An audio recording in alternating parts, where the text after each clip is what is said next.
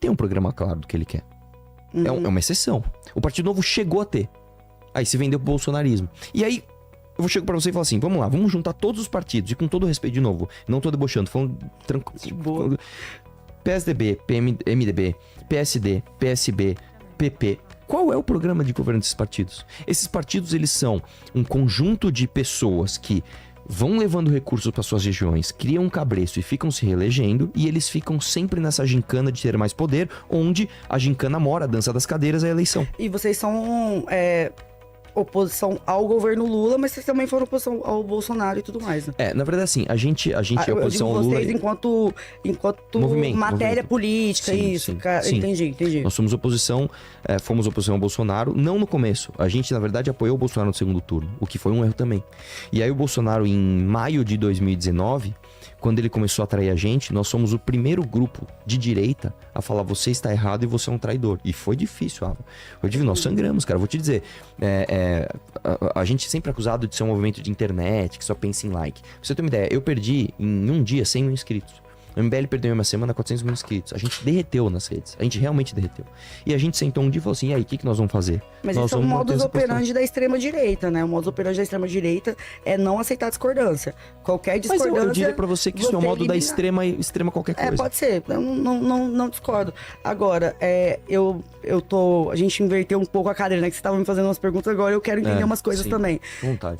Que é assim, a gente tem um senso comum sobre o MBL, e eu estou nesse senso comum, e eu tô te pedindo para me ajudar a desmistificá-lo, que é de que vocês fazem parte do germe ali do início, né?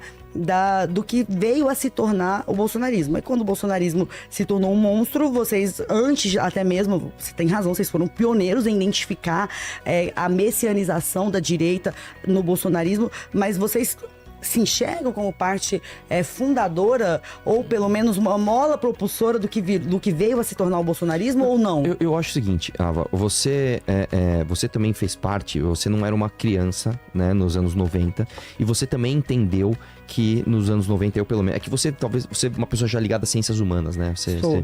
Eu nunca fui, eu sempre fui ligado às ciências exatas. E eu lembro que nos anos 90 não existia debate político no Brasil, não existia direita e esquerda. Existia o PSDB, que era visto como o que se chamava, nem de direita dava pra chamar, era o Partido Azul, e existia o Partido Vermelho, que era o PT. E eu sei que 2013, quando deu o Gigante Acordou, que era uma coisa meio sem pauta, assim, as pessoas meio que falaram assim, eu não entendo nada de política, cara, e eu tô revoltado. Com o quê? Não sei. Eu só sei que eu tô pistola com alguma coisa. E aí, em 2014, houve uma unificação de tudo aquilo que se chamava de direita, porque existia um inimigo em comum, que era a Dilma. Então, se juntou uma massa de pessoas pelo impeachment da Dilma, e nessa massa de pessoas tinha de tudo. Tinha libertário, tinha integralista, tinha intervencionista, tinha liberal, tinha tudo ali. E ninguém meio que sabia muito o que isso era. E a Dilma, na época, com todas as forças do PT, fez de tudo para simplesmente calar qualquer movimento dissidente, né? Inclusive com fake news. Eu lembro, por exemplo, a primeira manifestação do MBL foi pela liberdade de imprensa, quando o Grupo Abril fez uma manifestação colocando a Dilma na capa, e o título era Eles Sabiam de Tudo. Aí o Grupo Abril foi vandalizado. O MBL fez uma manifestação, foram 6 mil pessoas, pela liberdade de imprensa, saiu na Folha assim, cerca de 1.000 pedem intervenção militar. Então, a gente entendeu que se a gente não fosse chamativo, se a gente não fosse midiático, se a gente não fizesse o show, a gente não seria ouvido. E nós fizemos shows. Fizemos manifestação, eu fui em manifestação do PT pra apanhar, eu me vesti de vagina pra entrar na USP. Nós fizemos tudo isso. O lance é que nós fizemos tudo isso não só pelo show. Nós fizemos porque nós temos uma pauta séria. Nós temos tudo aquilo que a gente acredita, inclusive agora documentado no Livro Amarelo. Então, você pode até dizer assim, um efeito colateral de você transformar a política em uma espécie de espetáculo, né, trouxe a ascensão do bolsonarismo. Eu concordo com você. E você acha que você acha que o impeachment da Dilma deu o resultado que vocês queriam quando vocês pediram por ele? Depende. Imediatamente, sim. Depois Queria tirar a Dilma. Queria tirar a Dilma. Em termos de Brasil, com exceção da figura do executivo ali, a pessoa. Não, porque assim, saiu a Dilma e o Temer entrou, e aí também são números, né? Eu tenho todos eles aqui. Todos os resultados do Brasil melhoraram. Mas, independente disso, que eu também não sou um defensor do governo Temer, né? Eu sou defensor da PEC do Teto, da reforma trabalhista, da reforma da Previdência e tal, mas, como eu te falei, eu não quero mais ser um defensor de causas, porque isso não leva ninguém a lugar nenhum. O que aconteceu logo em seguida? O Bolsonaro cooptou essa atenção.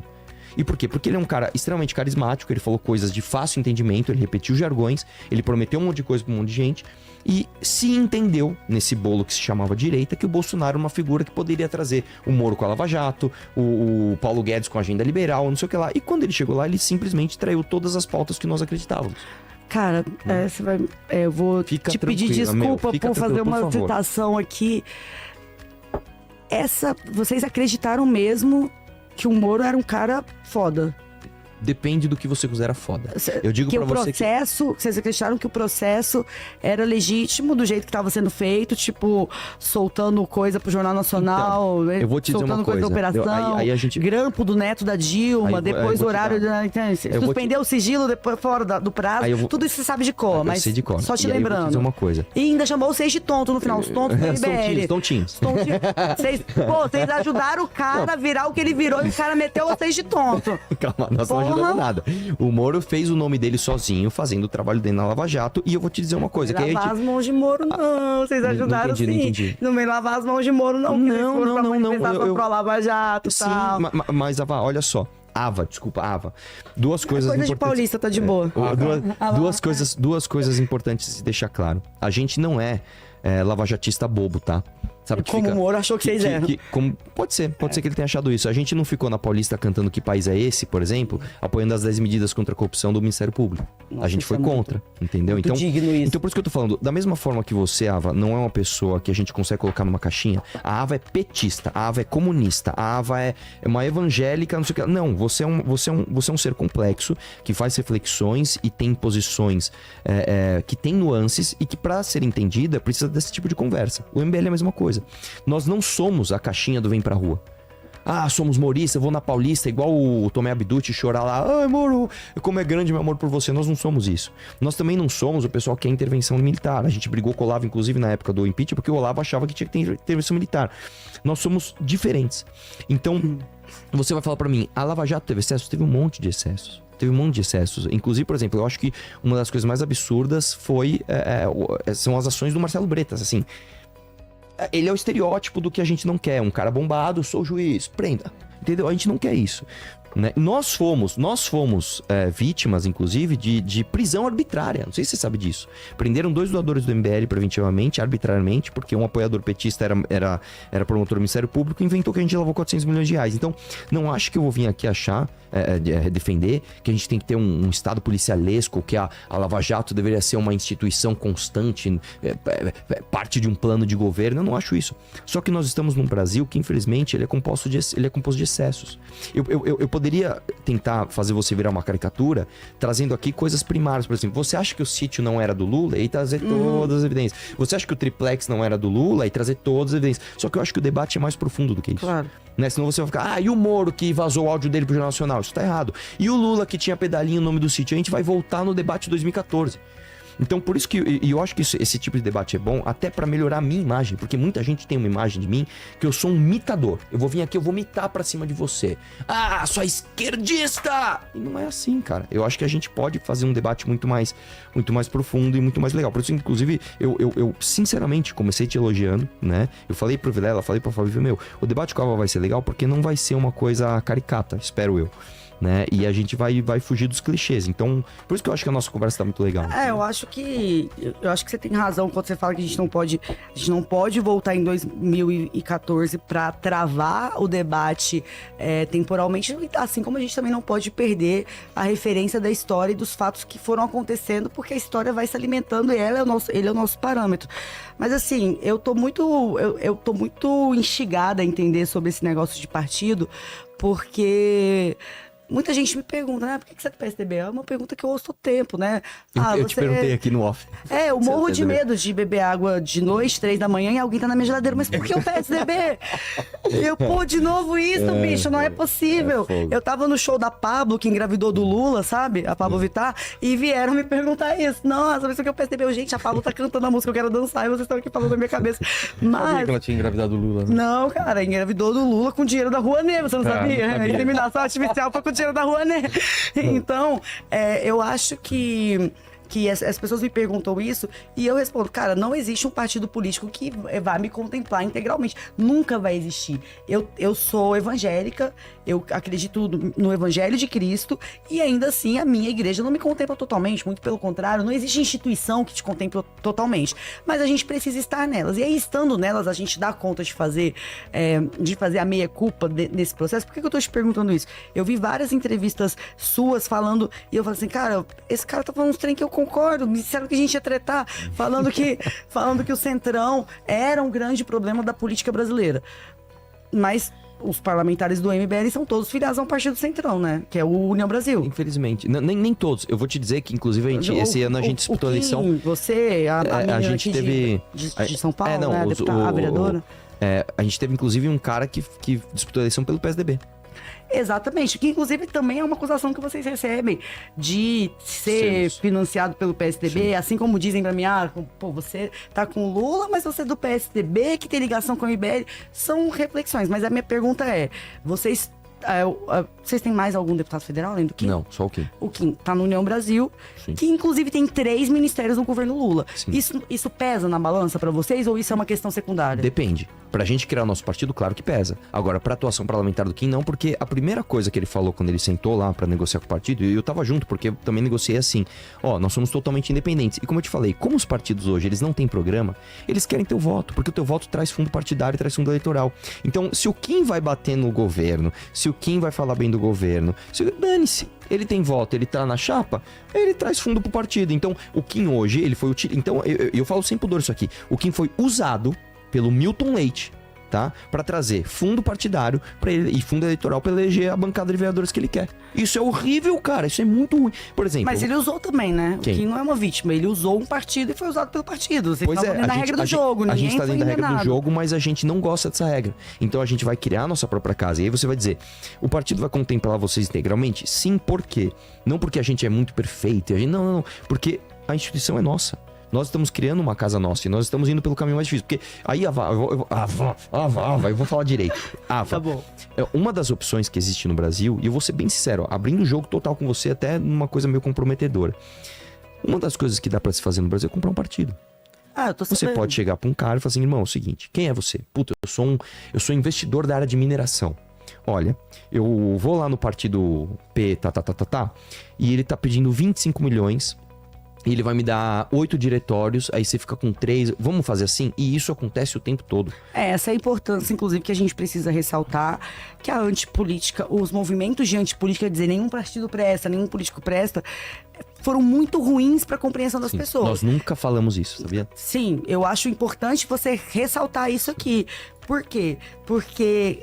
uma das vantagens, aí alguém pode dizer poucas, tudo bem, não tem problema, de partidos como o PT, PSDB, o MDB, é que é muito mais difícil esses partidos caírem nesse... A União Brasil, o partido de vocês, caírem nesse nível de balcão de negócio. Sim. Que a gente tem com siglas pequenininhas, que orbitam em torno de grandes partidos que você negocia no balcão. Então, assim, é importante sim. Ninguém presta no PT, ninguém presta no PSDB. Esses partidos têm uma função tão importante de resguardar as instituições partidárias com todos os seus erros. Você não vai ver alguém comprando, com raras exceções, uma cidade pequenininha, tá? Você não vai ver alguém comprando o diretório do PT, o diretório do PSDB, o diretório do União Brasil. Você vê com partidinho de aluguel. Ao menos. Se você fala do PT, eu vou dizer que não. Se você fala do PSOL, eu digo que não. Se você fala assim, Eu não quero ofender ninguém, mas... Pode ir. De qualquer outro partido do Centrão. Você compra. Não, do Centrão. Eu não tô falando eu tô falando assim, de partidos exemplo, grandes que vieram logo na esteira. Eu vou dar um exemplo da redemocratização. Eu conheço um cara que na época do PSL, ele fez o feudo dele lá através da liderança estadual e ele vendia a candidatura e é isso aí, mano. Sim, é o PSL. Entendeu? Que virou o União Brasil, né? Que virou o seu partido. Se uniu com o DEM e virou isso daí. Exatamente, pra você ver que nós estamos. E aí eu vou perguntar pra você, eu vou te falar o seguinte, pra nós também não serviria comprar o partido, nem se a gente tivesse o dinheiro, porque a gente não pode abrir concessão. Eu não posso ter um partido e falar assim, agora nós temos o partido Missão, que é o que a gente quer. Só que, lá em Goiás, a gente tem um acordo com o ex-dono do partido que o diretório é dele, aí o cara vai lá e faz cagada, a gente não pode nem expulsar o cara. Então não dá. Ou a gente tem uma casa 100% nossa, ou a gente não tem. E aí, é como eu tô te falando. Vou até ser mais sincero aqui pra você, Ava. é um pouco cômodo você estar numa casa que não é sua porque você se exime da responsabilidade de deixar essa casa em ordem. Então, por exemplo, quando deu o problema lá dos laranjas lá do PSL no Nordeste, era uma parada assim, o Bolsonaro falou, PFL não é meu partido, pô, eu tô aqui. E ele tava certo, ele não tinha responsabilidade nenhuma. A gente está assumindo uma responsabilidade mais difícil. Porque se a gente abrir o partido e descobrirem que tem candidatura laranja no Nordeste, a gente não vai pegar e falar, mas lá não, lá é nossa casa e nós falhamos. Então, como eu tô te falando, não é, eu acho que isso inclusive mostra um diferencial do nosso projeto, que não é um projeto imediatista, não é um projeto que quer ganhar dinheiro, e é um projeto que está assumindo responsabilidades muito difíceis e que elas só fazem sentido no longo prazo. Mas é porque eu vi uma coisa que você disse, eu ouvi, na verdade, uma coisa que você disse aqui quando eu cheguei paralelamente, que vocês estão sendo, eu não sei do que se trata a treta exatamente, mas vocês estão sendo cobrados porque alguém que é do MBL falou uma coisa ligada ao nazismo e vocês estão sendo cobrados por isso. Se num movimento isso acontece, num partido político isso também acontece. Muito mais, inclusive. E aí é uma questão. O PT foi criado, por exemplo, com convicções. Óbvio que uma agenda política diferente, mas é isso. É na nossa casa, a gente que manda, tarará, tarará. Sim.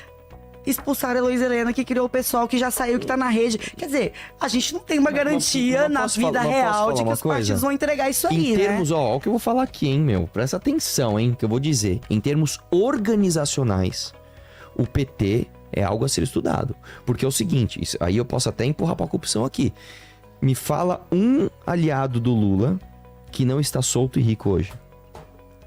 Seria difícil te dizer, porque como eu sou do PSDB, eu não domino muito a carta de aliados do Lula. Eu não tô querendo te colocar numa saia justa. Eu tô dizendo o seguinte, eles são tão unidos enquanto projeto, que até na máfia, até na corrupção, os caras não largaram a mão do outro. O Zé Dirceu foi preso e não delatou o Lula. Entendeu? Então, o que eu tô dizendo é o seguinte, quando você pega esse tipo de amálgama, você consegue ter um projeto de longo prazo que chega lá. E a gente, isso não é o meu desejo, mas o PT chegou lá. E depois que o PT chegou lá, ele foi derrubado e ele voltou pra lá. O PT é a maior inspiração de vocês, do ponto de vista metodológico. Não vou dizer inspiração, mas o PT ele tem que estar dentro do seu âmbito de estudo. O próprio Sun Tzu, né, a arte da guerra, diz: o primeiro passo para a ruína é você subestimar seu adversário. Se eu quero derrotar o PT, eu não posso simplesmente vir aqui com um discurso fácil e dizer: o PT é um bando de comunista corrupto. Tá, só que esses comunistas corruptos estão na academia, estão na imprensa, estão nas artes, estão no poder, eles estão em todos os lugares. O que eles fizeram? Que eles dominaram tudo ao ponto que quando o líder máximo deles estava preso e inelegível, eles voltaram na eleição seguinte. Bom, então vamos lá, eles criaram um partido, eles fizeram um filtro de pessoas que faziam parte do projeto. Então a gente vai fazer, que aí vai ficar uma coisa meio até infantil, a gente vai fazer isso pelo bem. Eu acredito que o PT é uma força do mal e eu acho que a missão é uma força do bem. O PT é uma força do mal? Eu acho que é uma força do mal. Eu acho uma força do mal porque... Mas, de novo, eu não quero vir aqui nesse debate raso, tá? Eu tô dizendo pra você que eu não acredito que as intenções do PT sejam republicanas ou sejam pelo bem do Brasil. Tipo, eu volto a dizer, isso me deixa um pouco confusa. Uma força do mal é uma expressão muito forte. Mas é mesmo. Não tem problema ser forte. O ponto é... O único parlamentar de vocês tá no partido que tem 3 ministérios nessa força do mal. Mas União eu estou Brasil dizendo, tem 3 isso ministérios. É um problema. E nem por isso o Kim baixa a cabeça pra agenda do partido. Sim, mas só que baixar a cabeça ou não é a questão. Ele está no partido. Você, inclusive, disse que o motivo para ele estar lá é ter fundo eleitoral. Não dele. Não. É o partido. Tá, eu entendi. Sim. A conta. A motivação do partido. Só para quem tá nos assistindo que talvez não saiba. Quanto mais cadeiras um partido tem, maior é o fundo eleitoral que esse partido vai ter para distribuir na eleição subsequente. Então, vocês sabem que a cadeira do Kim é importante para esse partido, sim, que compõe com 3 ministérios dessa força do mal ter mais dinheiro de, sim, fundo eleitoral. Isso não é uma questão, isso claro não, que é. Isso não é um embaraço, porque tem vários outros partidos. Por isso que a gente ele poderia estar em outros partidos que não tem 3 ministérios na esplanada. Eu vou te dizer, isso é uma questão tão grande que nós investimos tudo aquilo que a gente tinha para sair dessa situação. Eu vou te falar um exemplo pessoal. Eu, antes de entrar na política, eu trabalhei muito e eu fiz um patrimônio. Eu realmente fiz um patrimônio. Eu tinha dinheiro. Eu era um cara que eu tinha dinheiro, né? Eu coloquei todo o meu dinheiro no partido. Todo. Que nem existe na missão. Eu coloquei todo o meu dinheiro. Nós precisamos de coletor, nós precisamos de ficha. Eu vou tirar todo o dinheiro que eu juntei na minha vida e eu vou colocar nesta missão. Porque eu não quero mais o Kim ser usado por um filho da puta partidário pra pegar o fundo eleitoral dele e rifar ele na porra da eleição da prefeitura. Mas você sabe que, por Entendeu? exemplo, eu vou citar esse exemplo específico porque eu desconheço outros.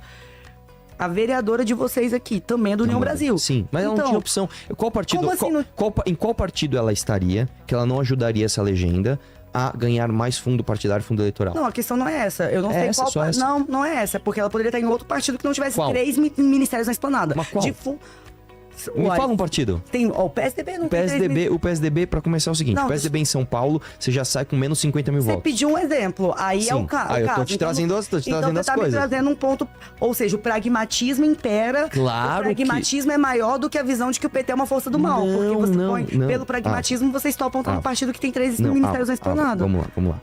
Eu quero combater o PT.